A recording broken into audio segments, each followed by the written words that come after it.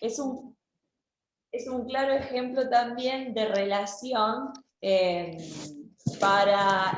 lo que es el diálogo entre obra y obra en diferentes contextos de producción y de recepción.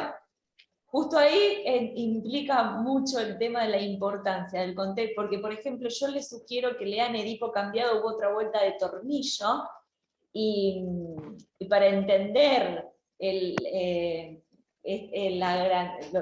lo genial que es el relato de Nevi, hay que entenderlo en el siglo XX, dentro de un determinado movimiento, en la falsificación de una obra clásica y de una novela contemporánea que es Otra vuelta de tuerca. Y él le pone Edipo cambiado u Otra vuelta de tornillo, así que dialoga con dos obras literarias.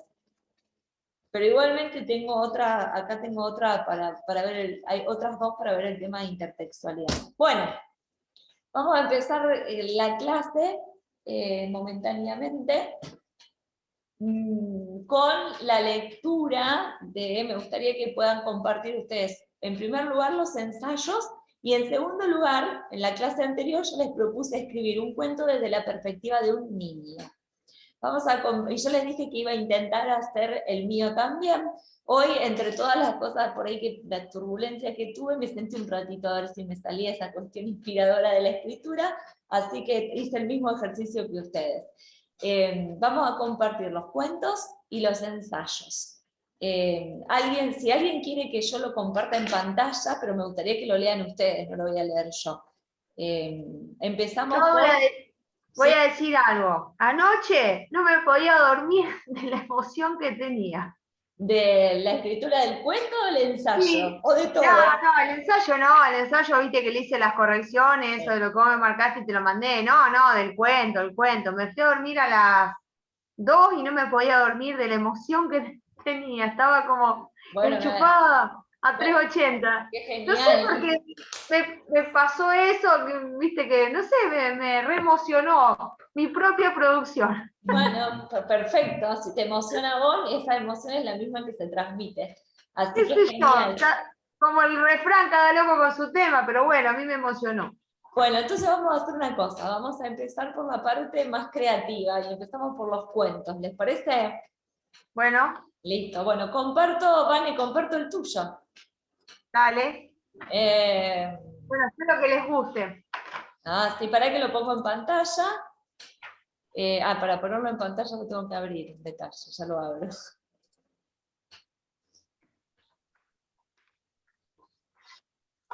Y también voy a sugerir, bueno, mientras voy abriendo, ¿no? Voy a sugerir El bazar de Don Pedro de Vanessa. Puedo decir que este cuento me hizo acordar a un tango. Sí, lo amo ese tango. Bueno, ahí trabaja o vemos cómo la importancia de la intertextualidad también, ¿no? Paren que cierro acá. Y otra cosa que hice anoche, justamente, como no me podía dormir, me puse a escuchar ese tango. Lo escuché 2 veces y después me dormí. Ya que estaba. Fue importante la emoción. No, vos sabés que ahí así funciona la intertextualidad, ¿no? Yo directamente desde el título dije, el bazar de los juguetes, el tango. Sí. Bueno, dedicado a mi madre Viviana, a quien le doy, tiene dedicatoria y todo, así que bueno, te cedo la palabra. Bueno, para que leo eso también, ya que está. Después voy a decir por qué. Dedicado a mi madre Viviana, a quien le doy mis gracias eternas, por ser mi musa inspiradora y la fuente de mis ideas. El bazar de Don Pedro. Ya era la tardecita cuando estaba terminando de lustrar los enormes zapatos de cuero negro de Don Juan.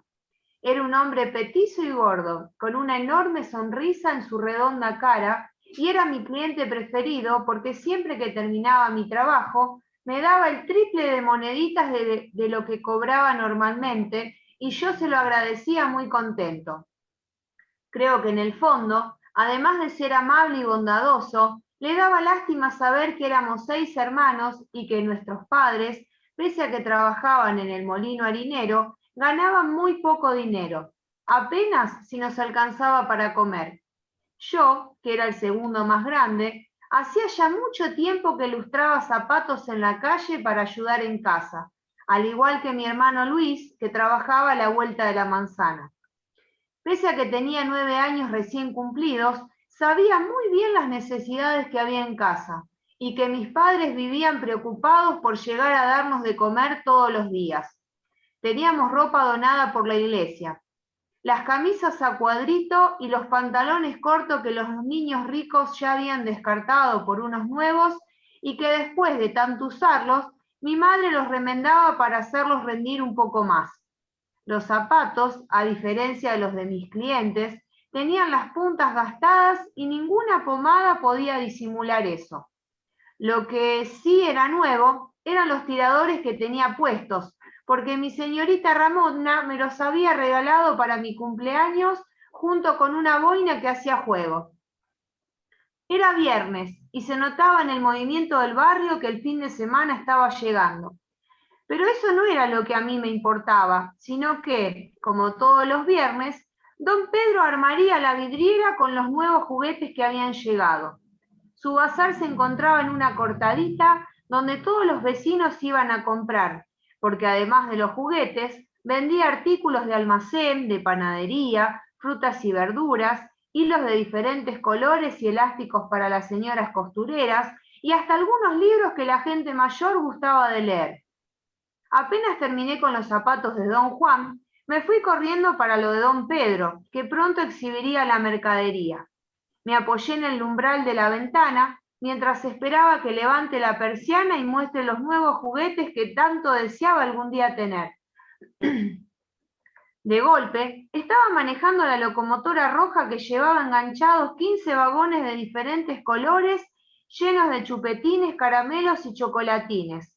Iba manejando feliz a toda velocidad cuando, de repente, en la siguiente estación me encontré a Pinocho, que estaba esperando para subir a mi tren. Continuamos el viaje y mientras me iba contando sus aventuras con Gepetto, escuchamos un fuerte grito que nos sorprendió. Nos asomamos en el primer vagón y descubrimos 5 muñecas cantando y bailando, muy divertidas. Les preguntamos si podíamos jugar con ellas e inmediatamente estábamos girando sin parar en su ronda. De repente, por el costado del tren, vimos a unos soldaditos que venían en su caballo de palo persiguiéndonos con cara de malos, pero al acercarse nos dimos cuenta de que querían sumarse al juego. De un salto, estaban en el vagón con nosotros, riendo sin parar por lo que habían hecho. 2 estaciones más adelante, decidimos bajarnos del tren porque vimos a lo lejos un castillo que parecía encantado y queríamos descubrir qué había allí. Entramos sin hacer ruido y con un poco de miedo, porque no sabíamos con qué nos íbamos a encontrar. Subimos unas escaleras altísimas que parecían llevar hasta una torre, como en los cuentos, y así fue. De golpe nos chocamos con 2 enormes dragones, furiosos, que cuidaban una gran puerta de madera y no dejaban de largar fuego por la boca. Por suerte estaban los soldaditos que con sus armas lograron derrotarlos y los gigantes cayeron al suelo. Todos juntos empujamos la pesada puerta para poder abrirla y del otro lado descubrimos a 3 princesas que estaban prisioneras. Las salvamos de las bestias y se unieron a nuestra aventura. Salimos de la habitación y en el final de la escalera nos esperaban los ositos a batería que también querían huir del castillo malvado. Después de correr bastante, llegamos a las casitas de las muñecas. Decidimos descansar y pedir un poco de comida, porque ya teníamos hambre. Nos cocinó la dama y el vagabundo una riquísima comida, y los 3 chanchitos se encargaron de traer agua fresca del pozo. Aprovechamos a contarles lo que habíamos pasado en aquel horrible castillo. Después de un buen rato, retomamos el viaje, pero esta vez no fue corriendo, sino en los autos de colección que nos regalaron los dueños de casa. Eran cómodos y húmedos, tenían mucha agua en el interior y me mojaban. De repente desperté del sueño con el baldazo de agua fría que me había dado don Pedro por quedarme dormido en el umbral de su vidriera, y toda aquella maravillosa aventura había terminado. Había vuelto a mi pobre realidad, donde mis anhelados juguetes seguían estando del otro lado de la vidriera, donde yo no los podía alcanzar. Bueno, realmente es muy, pero wow, uy, ¿por qué empiezo a hablar yo? No, es muy lindo, realmente es muy hermoso y muy tierno. Yo ya le digo la introducción, pero para mí tiene un excelente remate, porque en realidad es una perspectiva de niño y es un cuento para niños, pero con un mensaje que tal vez podemos entender los adultos.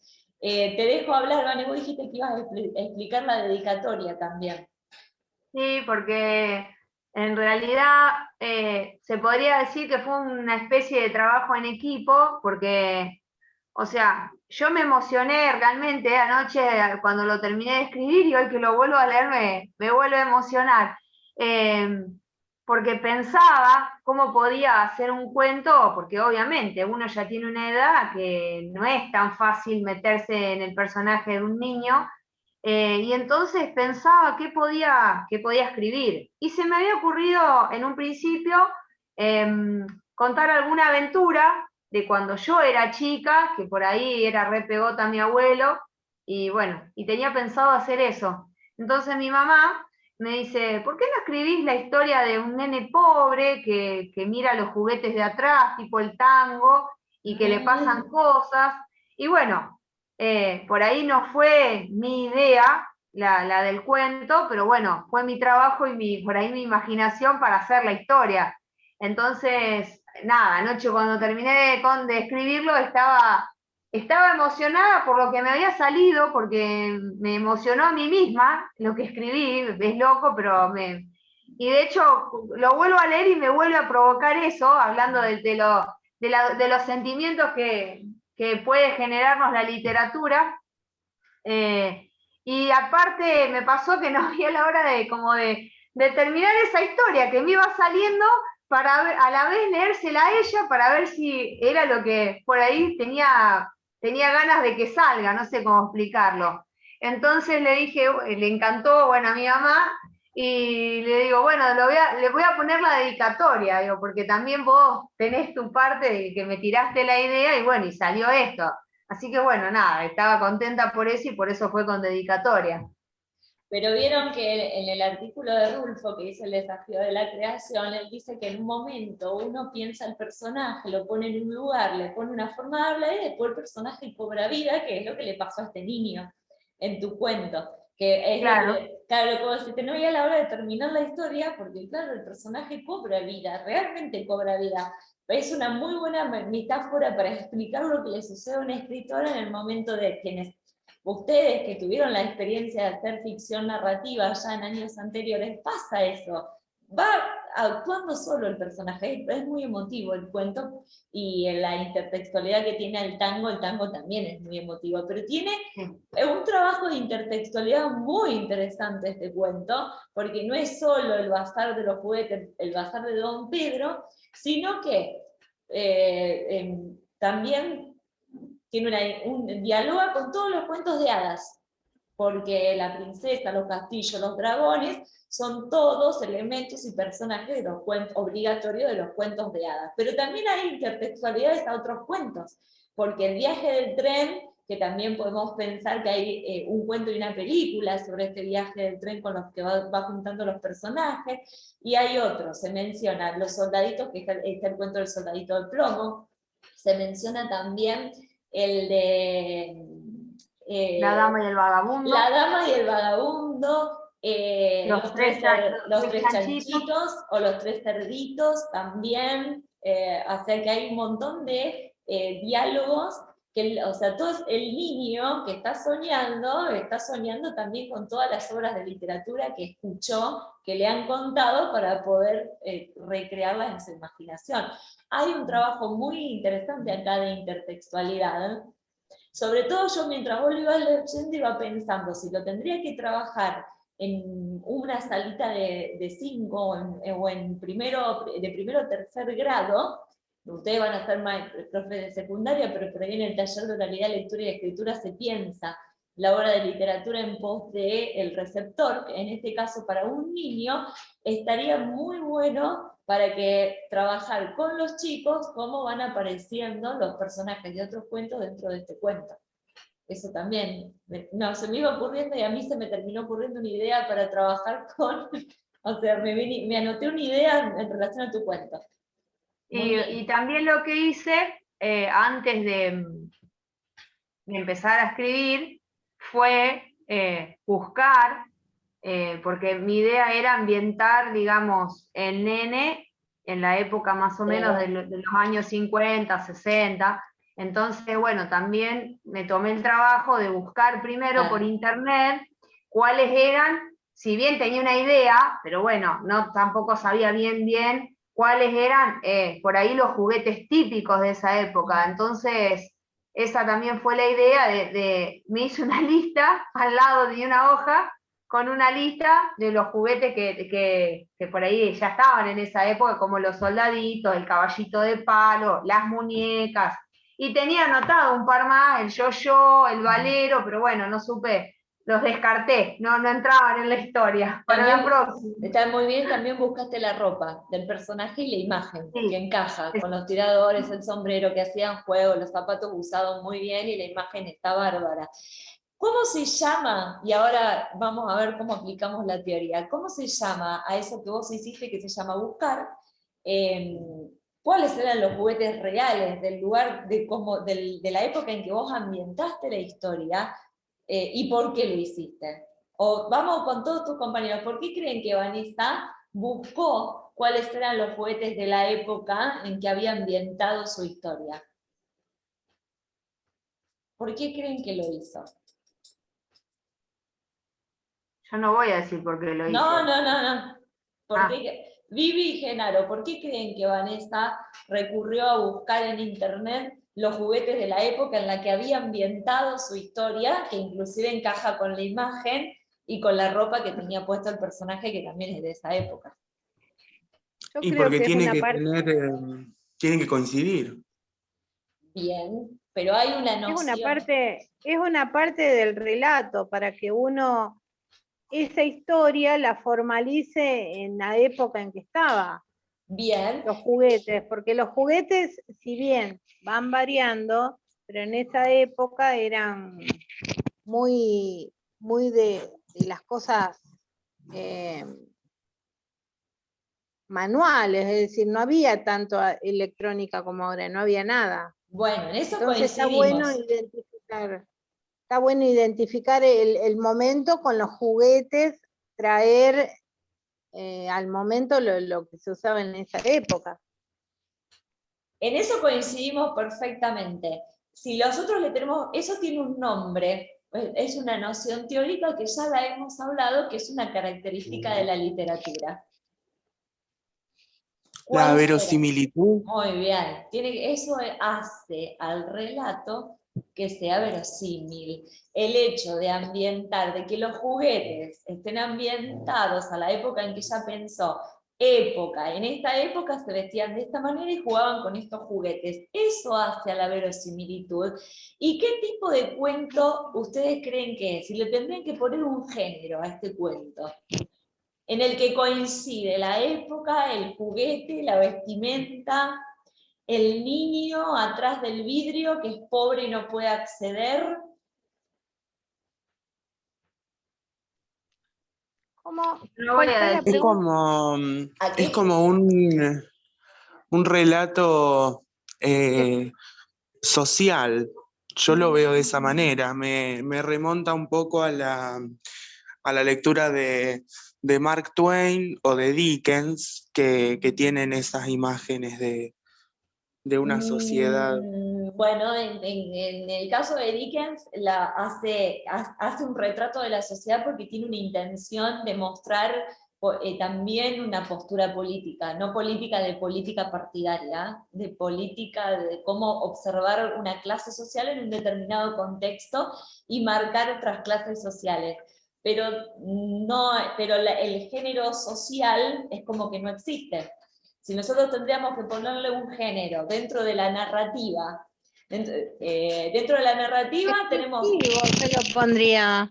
Bueno, a ver, eso es una trama. Esas son las tramas textuales que conforman el entramado de lo que hace a un texto. Dentro de la narrativa, vamos un poco a las nociones de lo narrativo. Dentro de la narrativa tenemos dos tipos de composiciones clásicas que se diferencian por la extensión. ¿Esto por qué es un cuento? Porque el cuento dice que la definición es la lectura que se hace de una sola sentada. Bueno, de una sola sentada y de una extensión más corta. Pocos personajes, pocos núcleos narrativos. Yo acá determino que esto es un cuento. Primero porque es corto. Segundo, hay un solo problema. El niño que no puede acceder a los juguetes se queda dormido, sueña, le tiran un baldazo de agua y se despierta. Fin de la historia. Entonces tenemos pocos personajes, un solo núcleo narrativo, si lo tengo que resumir, lo puedo sintetizar en muy pocas palabras. La extensión lo diferencia de una novela. Los dos géneros clásicos, tengo cuento y novela, y los diferencio por la extensión. Y dentro de la extensión aparecen otras diferencias. La novela tiene más núcleos problemáticos, más personajes, más cambios temporales, más escenarios, porque obviamente es más extensa. Y la novela tiene otro entramado que la hace más compleja, porque al ser más extensa los personajes se desarrollan en el tiempo, cosa que no sucede en el cuento. Ahora, dentro de el cuento y la novela yo tengo diferentes tramas textuales. La trama que predomina es la trama narrativa porque estoy contando o relatando una historia. Me apoyo tanto en la escritura de un cuento como de una novela en otras tramas. La descriptiva sería la segunda trama más importante. En la literatura y en la narrativa hay dos tramas principales: contar y describir. Narrar, o sea, contar la historia, trama narrativa. Describir, que es un recurso estilístico, trama descriptiva. Pero en sí, el texto es texto narrativo. ¿Me estoy explicando bien? Sí, pero vos preguntaste a qué género pertenecía. ¿A qué género? Y ahí vamos. Dentro de cuento y novela, nosotros podemos encontrar géneros según del pacto de lectura que se haga entre el autor y el lector. Si yo leo este cuento, lo puedo ubicar dentro de un género particular. Yo lo puedo decir. Sí, a ver. El realismo. Exacto, eso es un cuento realista. ¿Por qué? Porque hay una descripción de una situación ficcional que puede ser real o que coincide con las normas de nuestro mundo real.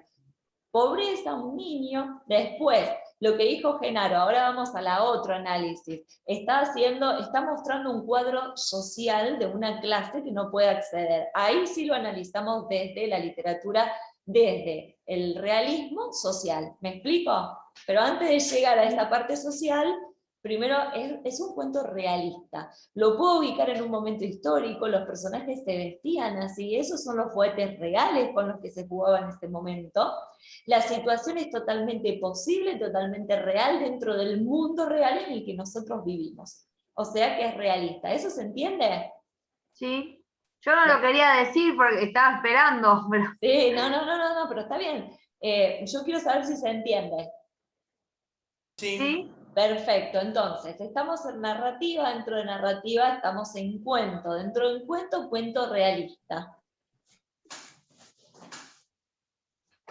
Y ya que estamos, y muchas intertextualidades, a la literatura, o sea que es una situación ficcional que remite a otras situaciones ficcionales. Eso es muy interesante para trabajar también. Y ya que estamos, y que ustedes están recursando a esta materia, ¿qué tipo de narrador tiene este relato? En primera persona. Ya era la tardecita cuando estaba terminando de ilustrar los enormes zapatos de cuero negro de Don Juan. Muy bien, está contado en primera persona. En primera persona, ¿qué tipo de narrador? Porque hay dos. Este está presente. Este es en primera persona. ¿Es un personaje? No me acuerdo el cuadro. ¿Es un personaje el que habla? Sí. Es un personaje. Testigo, no se llama. Hay dos narradores que pueden estar en primera persona. El testigo y el protagonista. Y el protagonista, no, este es totalmente protagonista. Ahí ¿Qué pasa? está. Este es protagonista, porque está contando lo que él mismo está vivenciando. Entonces, tenemos un narrador en primera persona, protagonista, porque cuenta lo que le sucede a él hasta el final de la historia, dentro de un cuento realista. Y ya que también estamos, pregunto, ¿cómo creen que es la focalización? O sea, se cuenta la historia desde un punto de vista, ¿interno o externo para ustedes? Y totalmente interno es. Muy bien, es interno, porque es muy claro que todo narrador protagonista nos cuenta lo que le sucede a él y cuenta sus emociones. Por lo tanto, cuando el que está hablando es un protagonista, la perspectiva, la focalización, el punto de vista es interno. Así que, bueno, fíjense, todo esto que estuvimos repasando en todos estos puntos son parte de los trabajos que ustedes el año pasado o el anteaño estuvieron haciendo con Silvia. El tipo de narrador, la perspectiva o la focalización, si es un personaje, dentro de la narrativa donde lo ubican, por qué lo ubican como un cuento, y dentro del cuento a qué género en relación al pacto ficcional, y así unimos todos los conceptos de literatura. Está la noción de verosimilitud, está el pacto ficcional pues, entre el autor y el lector en relación al trabajo, que en este caso el autor, que es Vanessa, hizo, para lograr todos esos detalles para que su cuento sea verosímil y sea realista. Porque aparte lo puso, la focalización no solo está puesto en el protagonista, sino que desde la perspectiva de un niño. Por lo tanto, utilizó la imaginación como parte de la historia. Y ya que estamos, ¿qué diferencia creen que hay ustedes entre historia y relato, teniendo en cuenta todo lo que fuimos diciendo hasta recién? Entre historia y relato. No me acuerdo bien, pero era la duración de uno y la duración del otro. La duración es una de las características o de lo que se analiza dentro de el relato. Pero si ustedes tuvieran que decirme, ¿cuál es la historia acá? Lo que le pasa al nene, o sea, que trabaja, que va a la juguetería, que se duerme, que sueña y lo despiertan y se termina ahí. No, esa es la historia. Muy bien. La historia. Exacto, Vanessa, la autora de este cuento, fue a contar una historia, la historia de un niño pobre que soñaba con los juguetes a los que no podía llegar. Listo, esta es la historia. Con esa historia, Vanessa armó un relato. Ese relato tiene ciertas características. Es un cuento. Es realista. ¿Es cronológico o anacrónico? Cronológico es lo que respeta una línea temporal. Cronológico es. Es cronológico, respeta una línea temporal, va contando lo que le sucede a medida que va pasando el tiempo, no hay recuerdos ni saltos al futuro. Entonces, el hecho de cómo Vanessa eligió contar esta historia que tanto le emociona, se llama relato. La historia tiene que ver con qué se cuenta, y el relato tiene que ver con cómo se cuenta. Cuando nosotros analizamos la historia, analizamos qué estoy contando, el qué. Cuando ustedes le digo, a ver, contame de qué se trata, la síntesis del argumento, te estoy preguntando por la historia. Ahora, contame cómo Vanessa construyó esa historia, te estoy preguntando por el relato. Y ahí sí hablamos de frecuencia, de duración, de narrador, de focalización, de tiempo. Ahí sí hablamos de todas esas características. Eso es parte del relato. Cuando nosotros diferenciamos historia y relato, diferenciamos perfectamente de qué tipo de análisis vamos a hacer. Entonces, teniendo en cuenta la historia, ahí sí nosotros podemos pensar en hacer una valoración de tipo social, porque estamos analizando la historia que se cuenta. Ahora, si vamos a analizar el relato, es pura y exclusivamente literaria el análisis. ¿Me explico?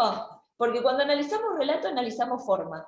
Cuando analizamos historia, analizamos el qué se está contando. Y ese qué se está contando sí se relaciona con un contexto, con una forma de percibir el mundo que tiene el autor, con una crítica social, con mostrar una determinada clase en un determinado momento histórico. Ahí sí podemos decir, bueno, es un cuento dentro del realismo que apunta a lo social.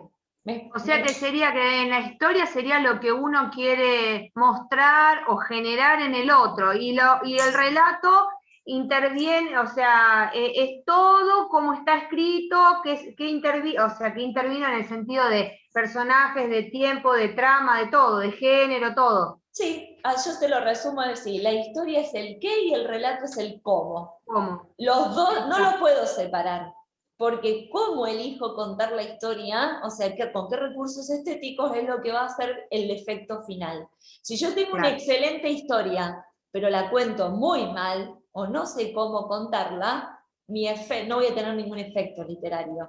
Si yo tengo una historia mínima, pero sé muy bien cómo contar, que esto es lo que dice Rulfo en el desafío de la creación, hay que crear un personaje, un ambiente, una forma de hablar para ese personaje.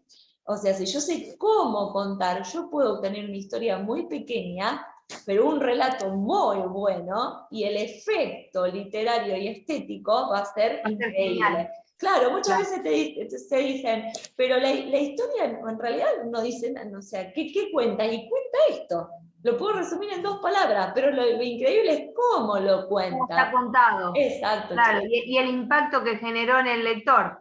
Eso, en realidad, el cómo lo cuento, lo hago justamente para generar el impacto en el lector y que tenga un efecto estético. Eso es arte. Eso es arte. Bueno, definido por mí, no, pero tiene que ver con el arte. Pero es así, yo pienso exactamente lo mismo.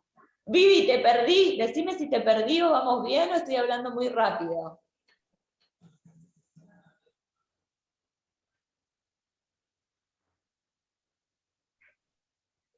No, estoy escuchando atenta.